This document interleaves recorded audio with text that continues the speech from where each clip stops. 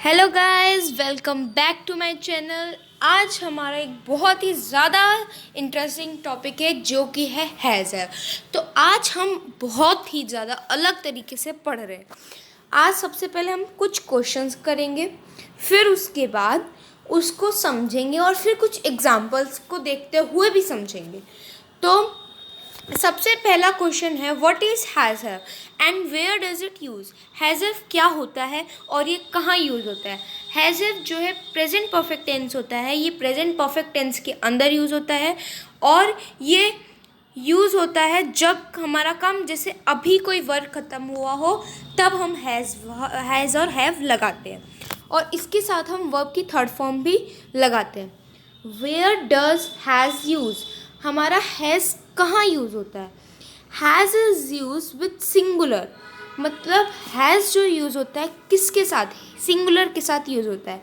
जैसे ही, she, it, name और relation के साथ हैज़ यूज़ होता है। फिर हमारा थर्ड क्वेश्चन कुछ इसी से रिलेटेड है, वेयर डज हैव यूज़। अभी तक हमने पूछा था हैज़ का यूज़ हो रहा और अब हम पूछ रहे हैं हैव का यूज़ होगा। And which form is use with has have, और कौन सी फॉर्म जो है हैज़ हैव के साथ यूज़ होती है। तो have is use with plural, जो है हैव जो होता है वो प्लूरल के साथ यूज़ होता है। जैसे कि यू, वी, दे और आई भी इनफैक्ट यहाँ पे यूज़ होता है और two names. And have is use with third form of the word. मैंने आपको बताया कि ये थर्ड फॉर्म के साथ यूज़ होता है। इसके साथ मैं एक और क्वेश्चन ऐड करना चाहूँगी जो कि है क्वेश्चन थर्ड। क्वेश्चन थर्ड क्या होगा, is has have not use in simple sentences. मैं ये क्वेश्चन पुटअप करना चाहूँगी और मैं इसका आंसर भी साथ साथ जानना चाहूँगी। तो मेरा आंसर रहेगा no, yes, sorry, no, has have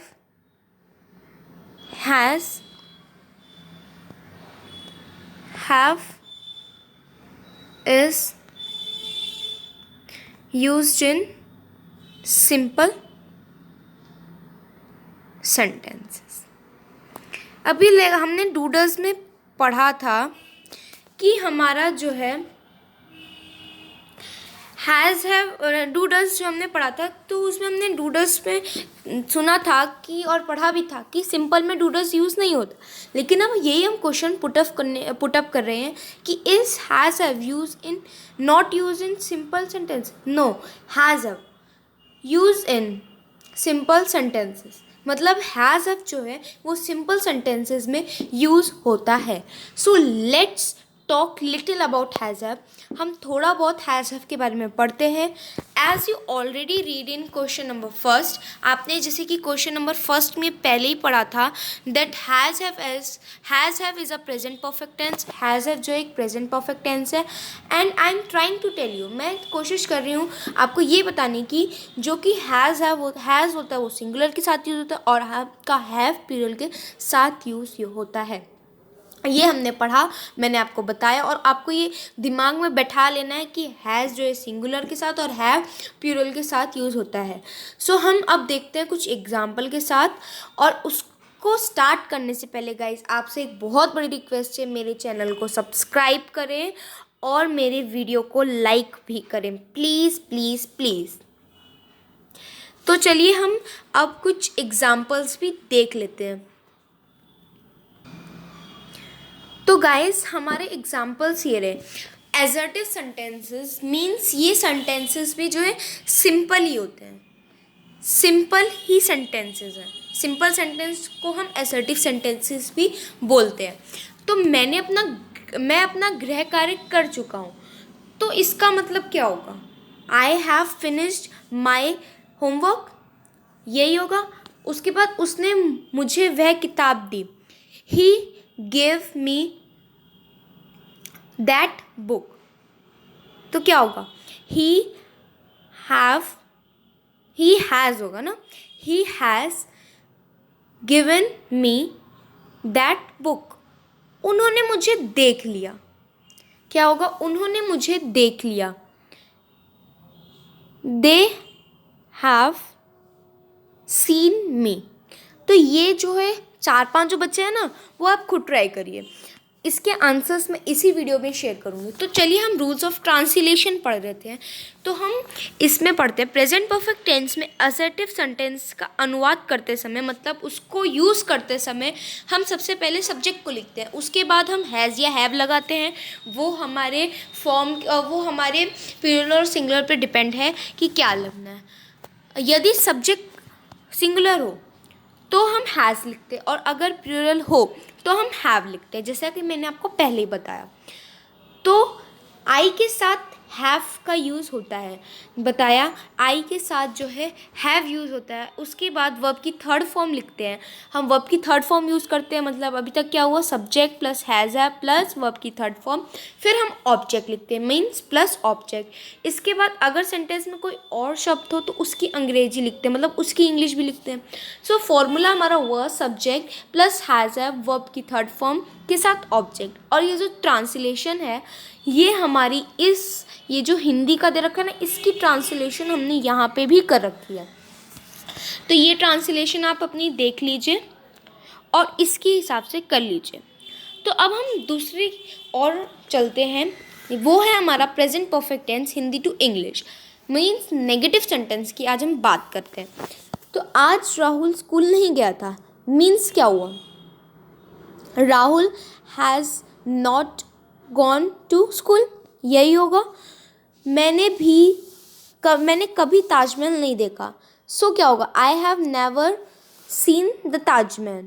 नौकर बाजार से सब्जी नहीं लाया है, the servant has not brought the vegetables from the market. तो मैंने 3 उसमें भी करवाए थे, 3 इसमें भी करवा रही हूँ, बाकी आपको अपने आप से करने हैं। आपको इसके आंसर्स भी इसी वीडियो में मिल जाएंगे। तो नेगेटिव सेंटेंस को हिंदी से इंग्लिश में ट्रांसलेट करते समय, नेगेटिव सेंटेंस जैसे कि मैंने आपको बहुत वीडियोस जो अपनी वीडियोस डाली बहुत बार बता रखा है कि नेगेटिव सेंटेंस जो है होता है जिसमें हम किसी काम के लिए ना लगा देते हैं या जिसमें नॉट यूज़ हो जाता है।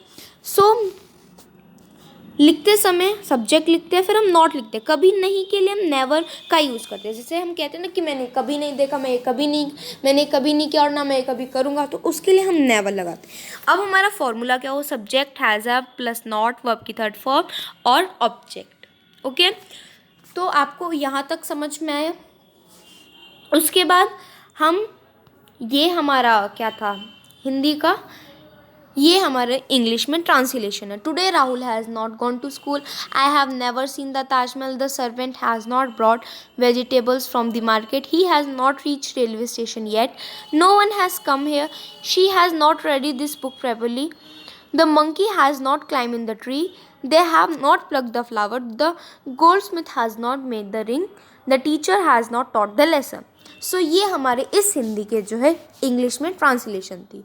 सो अब हम इंट्रोगेटिव पे आते हैं। तो इंट्रोगेटिव भी आपने बहुत बार पढ़ा हुआ है। इसमें लिखा है जब वाक्य के शुरू में क्या हो, तो इसको हमें ध्यान नहीं देना है। जो ये है हमारा वाक्य के शुरू में क्या हो, तो ये हमें ध्यान नहीं देता, बस हमें इंट्रोगेटिव में जो पढ़ा रही हूँ वो आप पढ़िए। क्या तुमने कभी ताजमहल देखा? Have you ever scene Taj Mahal? तो हमारा क्वेश्चन यही है, क्या मास्टर जी कक्षा में पहुंच चुके हैं? Has the teacher reach the class? क्या तुमने नया मोबाइल खरीद लिया है? Have you bought the new mobile? So ये हमारा फॉर्मूला इसमें क्या होगा? हैज़ हैव होगा, सब्जेक्ट लगेगा, वर्ब की थर्ड फॉर्म के साथ ऑब्जेक्ट लगेगा। मीन्स हम किसी से क्वेश्चन पुटअप कर रहे हैं तो हमारा जो है हैज़ हैव जो भी हमारा हेल्पिंग वर्ब होगा वो हमारा सबसे आगे लग जाएगा, फिर देन हमारा सब्जेक्ट होगा, फिर हमारी फॉर्म होगी, देन ऑब्जेक्ट होगा। अब इसी में इंट्रोगेटिव प्लस नेगेटिव भी पढ़ लेते हैं। Has have plus subject plus not and verb की थर्ड फॉर्म के साथ ऑब्जेक्ट, यही होगा। लास्ट में यहाँ पे क्वेश्चन मार्क लगाना भूल गया है तो ये क्वेश्चन मार्क भी होगा। अब चलिए इसका ट्रांसलेशन देख लेते हैं। Have you ever seen the Taj Mahal? Has the teacher reach in the class? Have you bought a new mobile? Have you sold the car? Have the sun risen in the east? Have your boy gone to school? Have you ever gone to Delhi? Has the lion killed the deer? Have we reach too far now? Has Radha sung a very sweet song? तो आज की तो आपकी video इतनी ही थी। अगर आपको मेरी वीडियो पसंद आई हो तो please please please guys subscribe करें और कोई रिएक्शन दे। आप लाइक करें तो मुझे भी इंटरेस्ट आएगा और आपको मेरी वीडियो भी देखने में इंटरेस्ट आएगा। और ये वीडियो आप तभी देखा करिए जब आपके पास कोई टाइम ना। अगर आप आधी वीडियो देखेंगे तो आधी वीडियो देखने से तो कुछ भी नहीं समझ में आएगा। इनफैक्ट आप अगर ABCD भी दिख रहे हैं ना तो आपको वो आधी वीडियो देखने से नहीं समझ में आने वाला। आपको पूरी वीडियो देखनी चाहिए और वो भी फ्रेश माइंड से देखनी चाहिए, एकदम आपके पास जबकि कोई काम का स्ट्रेस ना हो, कुछ ना हो। मैं वैसे ही बहुत वीडियो लेट अपलोड करती हूँ क्योंकि मुझे पता है कि टाइम नहीं होता है लोगों के पास। तो मैं चाहती हूँ कि आप लोग मेरी वीडियो जब आपके पास फ्री टाइम हो तभी आप वीडियो देखा करिए। कि कोई काम स्ट्रेस हो, 2 मिनट का ब्रेक मिला तो मेरी वीडियो देख ले, बिल्कुल नहीं समझ में आएगा। मेरी वीडियो देखते टाइम आपको एक कॉपी पेन लेके बैठना है। जो मैं लिखवा रही हूँ वो लिखिए, जो मैं पढ़ा रही हूँ वो पढ़िए, और जो आपको कुछ इंपॉर्टेंट लगे वो लिखिए। और अपनी डेली लाइफ में अपनी mother, father, sister, brother and even then friends, teachers के साथ भी आप ट्रांसलेट करना शुरू।